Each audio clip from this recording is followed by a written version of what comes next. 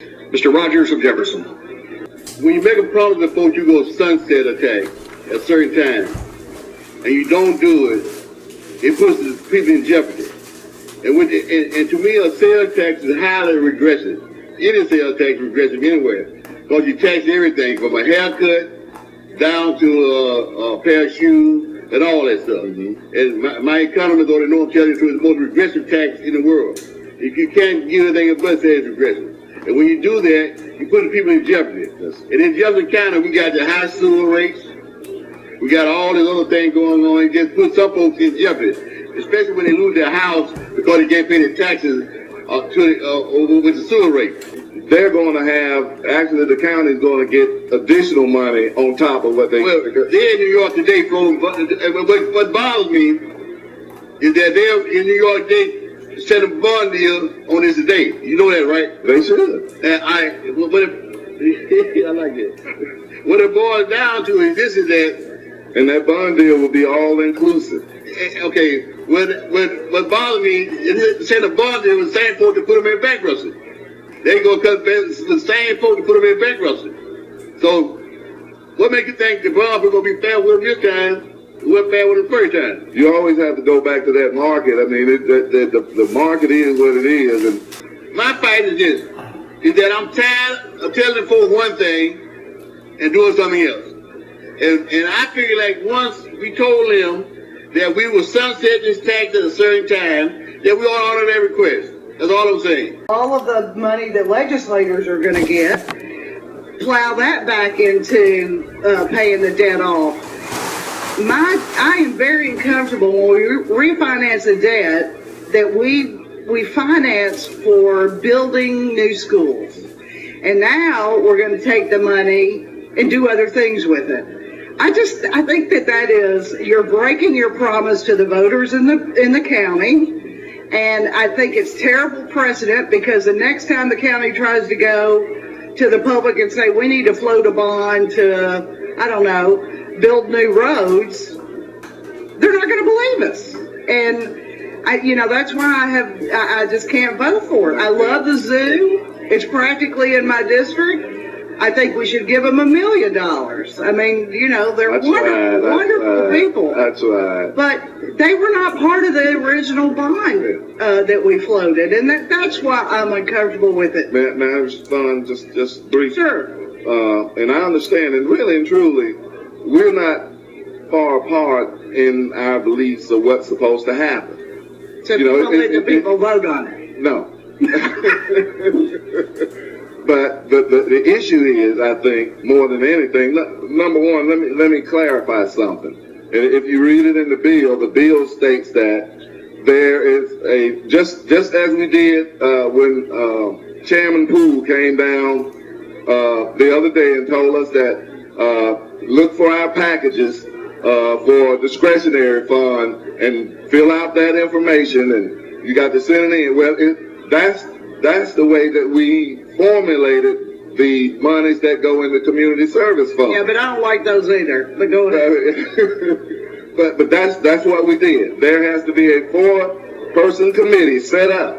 Nobody can be an elected official. No. Nobody can be elected. Okay. No, not a person can be elected. Nobody can be a part of this body or no other body. How are they appointed? That sets on that. What's that? How are they appointed? They are appointed by the members of the Democratic delegation in the House, appoints a person, the Senate, and so forth. So that's how you get your 4 members. I know, but that's still polluting the pool, but go ahead. I believe that if you make your case to the voters of the state, like everybody drives on roads that are terrible. They were terrible in my, neighborhood too, because we don't have enough money for them. I acknowledge that. There's nothing in it that I don't agree with. But I believe too many times, I'm going to sound like the majority party here, too many times legislators make a determination that, gosh, we need to raise taxes to pay for this, instead of going to voters and say, here's our proposal. We want to do X, Y, and Z. And some states have started to do this. It's pay as you go. And if you don't vote yes, then your roads aren't going to get paid. Mhm. Okay? You suffer the consequences of your vote. But at least you have a voice. And the gentleman's time has expired. Ms. Moore M. of Jefferson. Thank you, Mr. Speaker. Gentlemen, Yes, ma'am. I'm not going to be long. But did you take time to come to any of the bankruptcy hearings in Jefferson County? No, I think you did a wonderful job. No. Every one of them. And I'm Every going one to of tell them. you why Jefferson County don't have any money they can spend. Our attorneys tried to get Jefferson County to understand in their bankruptcy agreement. They signed away their ability to spend out of their general fund that impacts any major spending, roads, Mhm. schools, anything that they take out of the general fund. Now, mind you, the 1 cent sales tax was not a part of the bankruptcy, so they could still use that. But now that you're unearmarking it, my question is, what will be the impact?